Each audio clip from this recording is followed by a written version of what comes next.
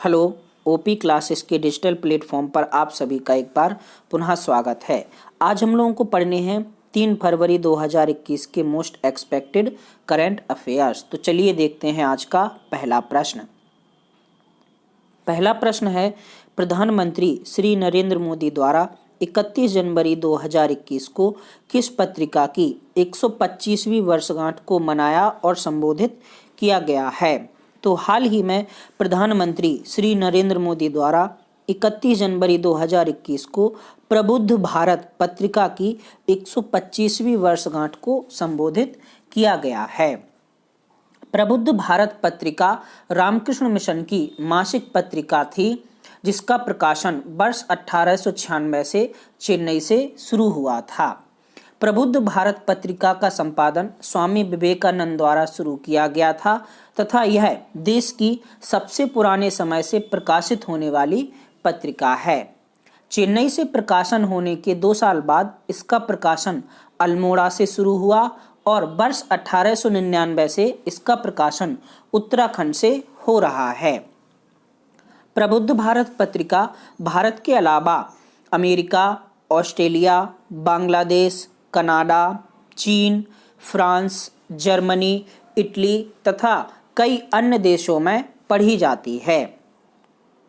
चलिए देखते हैं हमारा आज का दूसरा प्रश्न। दूसरा प्रश्न है, हाल ही में किस शहर में यंग रीडर्स बोट लाइब्रेरी शुरू की गई है? तो हाल ही में कोलकाता शहर में यंग रीडर्स बोट लाइब्रेरी की शुरुआत की गई है। अंग्रेजी और बांग्ला भाषा की 500 किताबों से सुसज्जित यह लाइब्रेरी हुगली नदी पर चलने वाली एक नाव पर शुरू की गई है। इसका संचालन पश्चिम बंगाल परिवहन निगम द्वारा किया जा रहा है।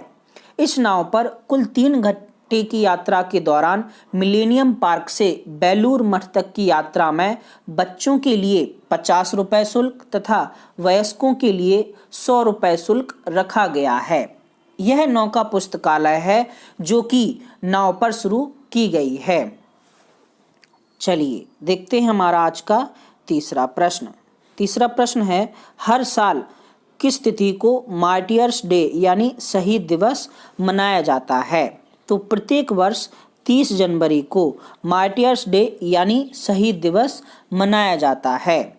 30 जनवरी 1948 को भारत के राष्ट्रपिता महात्मा गांधी जी की हत्या कर दी गई थी और इसी उपलक्ष्य में 30 जनवरी को शहीद दिवस मनाया जाता है। 30 जनवरी 1948 को जब महात्मा गांधी बिड़ला हाउस में प्रार्थना सभा में हिस्सा ले रहे थे, तभी नाथूराम गोडसे द्वारा गोली मारकर उनकी हत्या कर दी गई थी। महात्मा गांधी भारत के राष्ट्रपिता कहे जाते हैं, जिनका जन्म 2 अक्टूबर 1869 को हुआ था।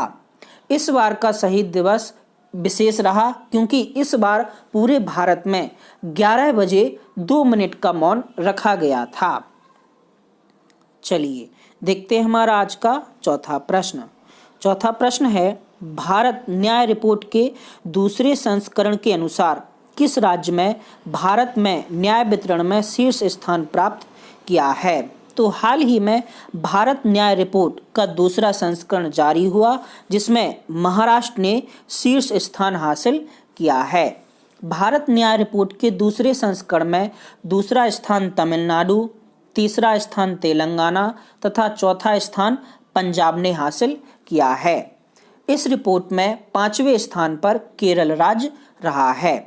टाटा ट्रस्ट द्वारा तैयार की गई भारत न्याय रिपोर्ट में यह भी बताया गया है कि भारत में महिला जजों की संख्या मात्र 29% है, जबकि हाई कोर्ट में महिला जजों की संख्या 13% और सहायक अदालतों में 30% महिला जज हैं।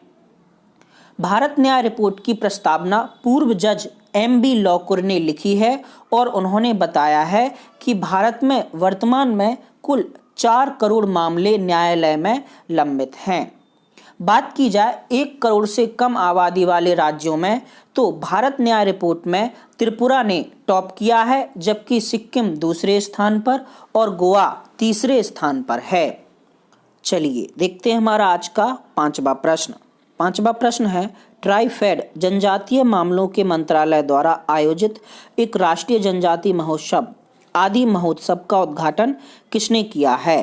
तो हाल ही में भारत के उपराष्ट्रपति एम वेंकैया नायडू द्वारा दिल्ली में आदि महोत्सव का उद्घाटन किया गया है।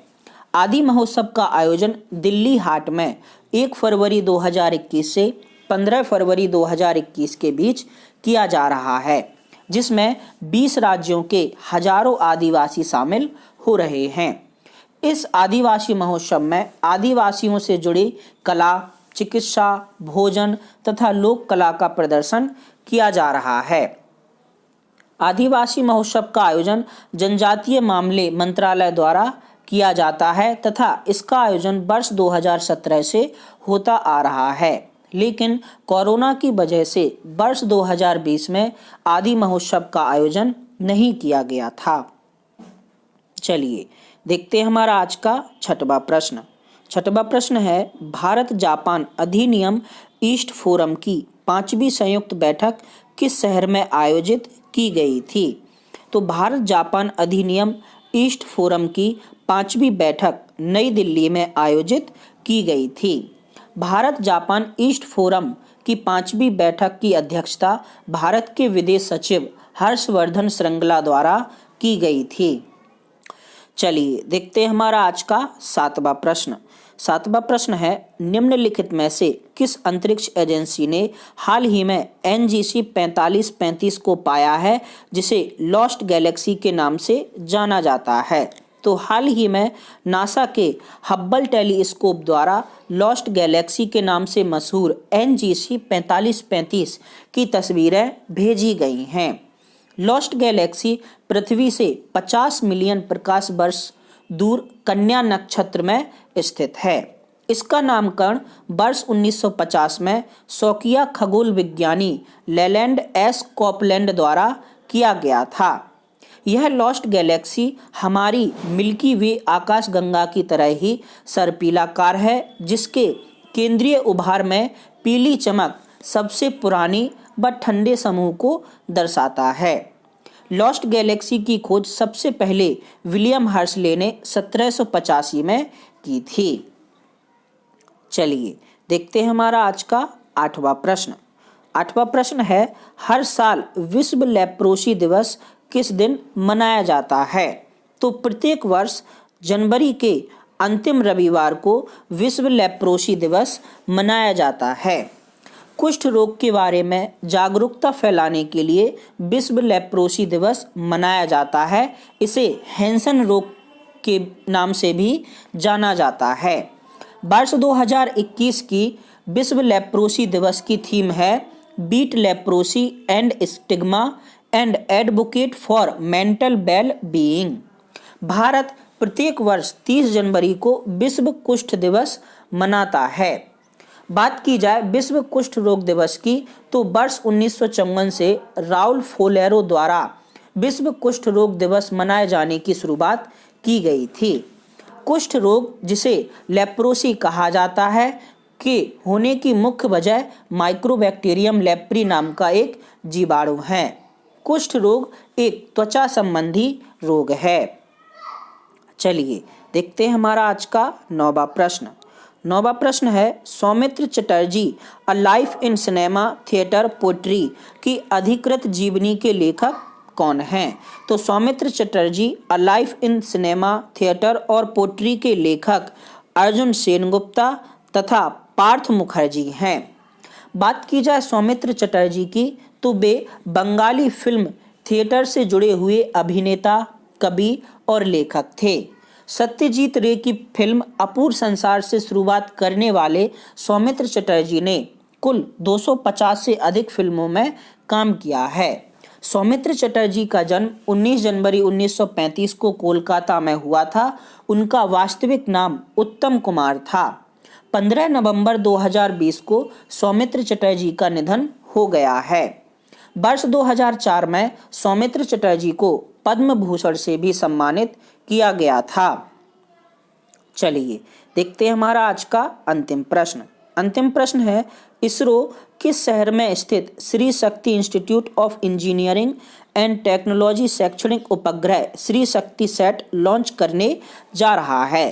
तो हाल ही में इसरो कोयम्बटूर में स्थित Shri Shakti institute of engineering and technology शैक्षणिक संस्थान से एक उपग्रह श्री शक्ति सैट लॉन्च करने जा रहा है। इसरो के अध्यक्ष के सिवान ने इस बात की जानकारी दी है। इसरो ने वर्ष 2010 में Shri Shakti institute of engineering and technology में एक प्रयोगशाला लॉन्च की थी।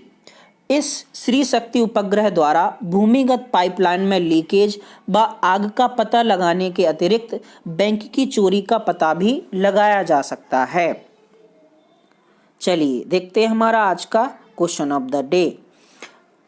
3 फरवरी 2021 का क्वेश्चन ऑफ द डे है, भारत के वर्तमान विदेश सचिव कौन है? राजीव गौबा, तरुण बजाज, अजय कुमार भल्ला या फिर हर्षवर्धन श्रृंगला।